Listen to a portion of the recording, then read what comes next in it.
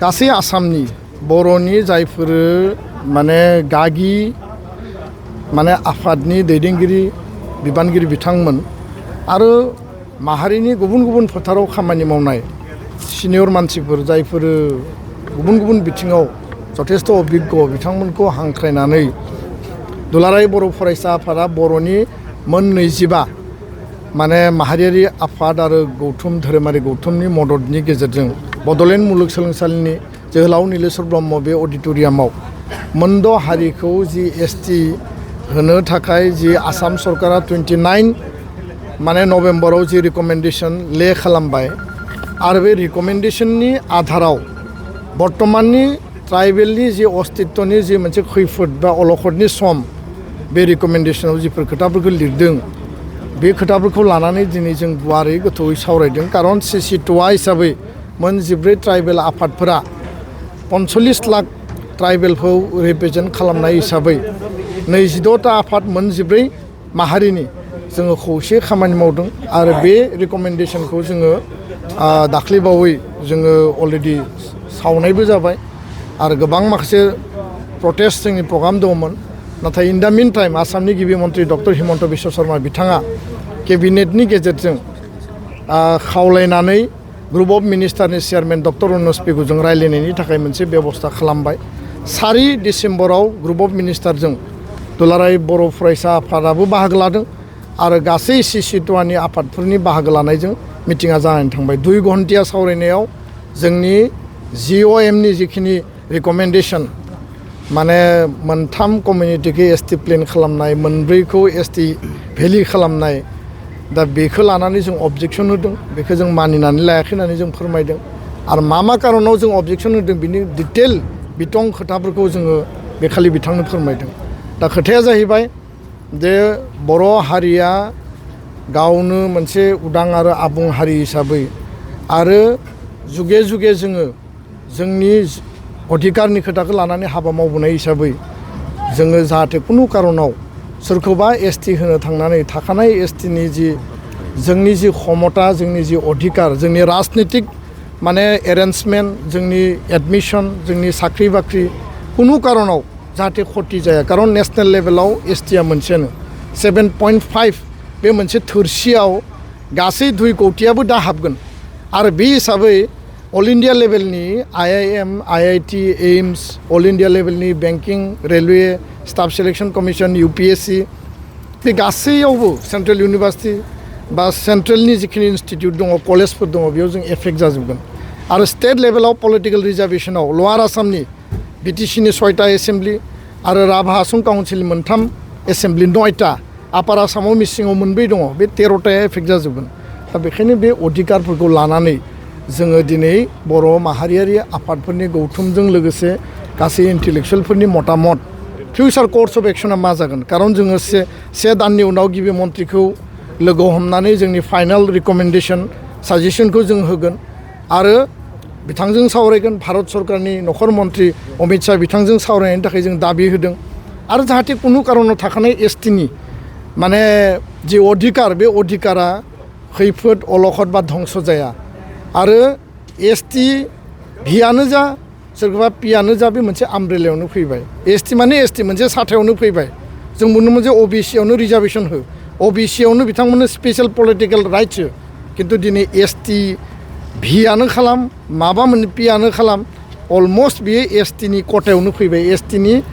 बेन्दोङावनो फैबाय दा बेखायनो दिनैनि मेलनि गेजेरजों जोङो गोथौयै गुवारै सावरायगोन आरो दा जिफोर थासारिफोर जाबाय थादों पलिटिकेलि बिनि सायावबो जों गोथौ आरो गुवारै दिनै सावरायगोन हिसाबै जोंनि जि जायफोर बेयाव आफादनि दैदेनगिरि आरो जायफोर इन्टेलेक्सुवेलफोर दङ बिथांमोना दिनैनि मतामतनि गेजेरजों फिउचाराव दुलाराय बर' फरायसा आफादखौ सिसिट'आखौ मा मावजानो लुबैयो बिनि सायाव जों प्रन्स एन्ड कन्स डिसकास खालामगोन आरो आं बे खोथाखौसो बुंनो नागिरदों जे स्पष्टयै दिनैनि बे माने बुब्लिनि गेजेरजों बे हाबाफारिनि गेजेरजों जे बे इस्युखौ लानानै जोंनि बिटिसिआव बा बर' माहारिनि गेजेराव जि मोनसे राजखान्थिनि मोनसे हाब्रु सारलायनाय थारैनो बियो जोबोद दुखुनांथाव कारन 29 घटनाया मोनसे आनटवार्ड इन्सिडेन्ट आनएक्सपेक्टेड आरो आनफर्चुनेट बिनि थाखाय जों दुखु फोरमायदों आरो बेयाव दाय जाबसिनना होलायनानै जेबो लाब गैया खारन बेबायदि सिटुएशनखौ रावबो लुबैया आरो भाइलेन्स जानाया मालाबाबो हारिनि थाखाय मोजां नङा किन्तु घटनाया जालांबाय दा बेखौ एबसुखौ दाय होनानै एसेम्ब्लियाव काउन्सिल एसेम्ब्लियाव रिजलिउसन लानानै जि दाय होदों दाया माला जायो जेला नोङो इनभेस्टिगेसन जागोन इनकुवेरि जागोन प्रमान जागोन बिनि उनावसो नों सोरनिबा आफादखौ दाय जाबसिननो हायो किन्तु without enquiry without investigation council एसेम्ब्लिनि चेयारमेना एबसुखौ डाइरेक्ट बेयाव रिजलिउसनाव बेक बाय एबसु होननानै दाय होनाया ट्राइबेल स्टुडेन्ट मुभमेन्ट बेक बाय एबसु बे थारैनो दुखुनांथाव खारन बेयाव राभा दङ बर' दङ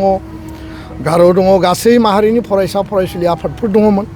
दा बेखायनो बे स्टुडेन्टनि मोनसे आबेगनि आउटबार्स्ट स्पन्टेनियास मोनसे प्रग्राम दा आङो बेखायनो खावलायगोन जे हारिनि खोथाखौ बावगारनानै राजनितिक सार्थनि थाखाय नोङो जुदि सोरनोबा एनअसि होदोंब्ला नोङो बड'न चन्द्र बरफुकन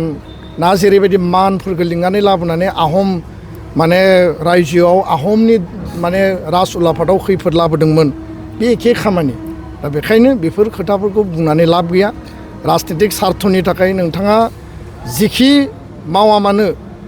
बे खोथाखौसो स्पष्ट बुंनांगौ जे एनअसिखौ 2016 जे हरदोंमोन बे एनअसियाव जे नोंथांमोना बुंबाय थादों जे सरकार आरो हानजाया मालाबाबो आथिखालनि ट्राइबेलखौ खति खालामनानै माने एनअसि हराखै होननानै किन्तु जि एनअसियाव ट्राइबेल एफेयार्सनो हरदों जि एनअसिखौ हम डिपार्टमेन्टनि डाइरेक्टरनो हरदों बेयाव रोखायै लिरनाय दङ डाइरेक्ट बेयाव उइदाउट एडभार्सलि एफेक्टिं दा एक्जिस्टिं ट्राइबेल्स नाय खोथायानो लिरनाय गैया थोंजोङै एसटि होनांगौ होननायसो लिरनाय दङ दा बेखौ मानो मिसा खोथा बुंनानै थगायबाय थादों आरो दाबो बुंगासिनो दङ जे जों एनअसि हरबावगोन आरो बेयाव जोङो सरकारखौ गिबि मन्थ्रिखौ जोङो नारसिनथाबनानै लक्ष्मन रेखा मोनसे बोबाय जे उइदाउट माने consultation of the stakeholder of BTC बा आसामनि बेलायावबो जाहाथे कुनु डिसिसन लाया आरो बे खोथायानो बे रिकमेन्डेसनाव लिरनाय दङ दा बिथाङा बुंबाय थादों जे आरो नांबावगौबा एनअसि हरगोन बिथाङा हरथों जोंहा बुंनो गोनां गैया बिथाङा जातिया प्राधान्य ना एनअसिया प्राधान्य आरो बिथाङा जातिनि सार्थखौ सानो ना एनअसिखौ सानो आरो बिथाङा जुदि राजनितिनि सार्थल' जुदि खामानि मावदोंब्ला फैबाय थानाय 30-50-100 बोसोरनि गेजेराव बर' हारिनि आथिखालनि फरायसा फरायसुलिनि भबिष्यतआ साख्रि बाख्रि एडमिसन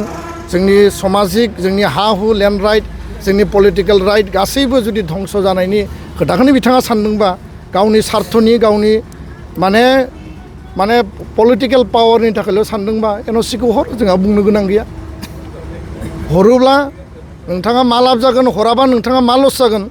बे नोंथांनि कर्टआव थाबाय आरो बेखायनो बेफोरबायदि खोथाखौ बुंनानै जेबो लाब गैया दुलाराय बर' फरायसा आफादा हारिनि रक्षणाबेक्षणनि थाखाय बे अलखदनि समाव रैखा कवच हिसाबै बर' हारिखौ बोरै गाबथानांगौ बेनि थाखाय जों हाबा मावलांगोन आं बेखिनि खोथाखौनो बुंबाय।